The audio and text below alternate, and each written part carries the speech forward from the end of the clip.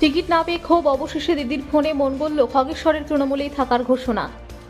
জলপাইগুড়ি জেলার রাজগঞ্জের চারবারের বিধায়ক খগেশ্বর রায়কে ঘিরে জল্পনা অবশেষে স্তীমিত।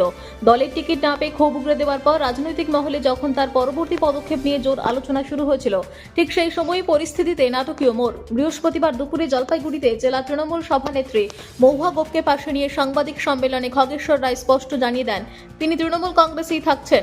সাংবাদিক বৈঠকে খগেশ্বর রায় বলেন, মুখ্যমন্ত্রী মমতা বন্দ্যোপাধ্যায় আমাকে ফোন করেছেন, তার সঙ্গে কথা বলার পরই সব ভুল বোঝাবুঝির অবসান। এবার রাজগঞ্জ আসনে স্বপ্না বর্মন প্রার্থী হচ্ছেন। খগেশ্বর রায় পুনরায় টিকিট না পাওয়ার পর প্রকাশ্যে অসন্তোষ দেখিয়েছিলেন এবং জেলা তৃণমূলের চেয়ারম্যান পদে না থাকার কথাও ঘোষণা করেছিলেন।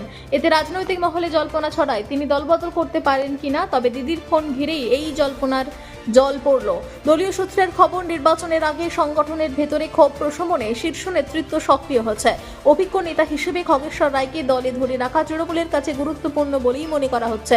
অন্যদিকে খগেশ্বর রায়ের এই অবস্থান বদল রাজগঞ্জের রাজনৈতিক সমীকরণেও বড় প্রভাব ফেলতে পারে বলে মনে করছেন রাজনৈতিক বিশ্লেষকরা। এখন দেখা নির্বাচনের ময়দানে এই নতুন সমীকরণ কতটা প্রভাব ফেলে।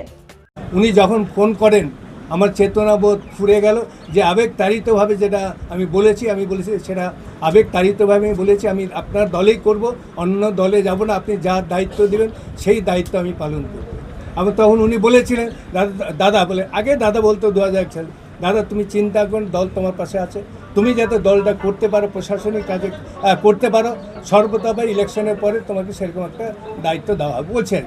তাই আমি যেটা ভাবি যে আজকে নেত্রীর মতো এরকম নেত্রী আমরা কোথাও খুঁজে পাবো না, সেটা আবেগতাড়িত যে কোনোভাবে হোক না কেন সেটা হয়েছে।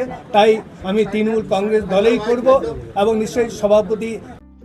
আমরা সুনামের সাথে সকল রায়গঞ্জবাসীকে সুস্বাদু খাবার সবসময় পরিবেশন করার চেষ্টা করেছি এবং আপনারাও সবসময় আমাদেরকে আশীর্বাদ করেছেন।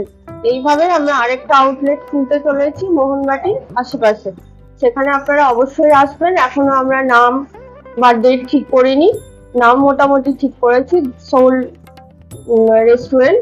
সেটা আপনারা এসে আমাদেরকে সবাইকে আশীর্বাদ করবেন এবং আপনাদেরকে ওপেনিং ডেট জানিয়ে দেওয়া হবে খুব তাড়াতাড়ি।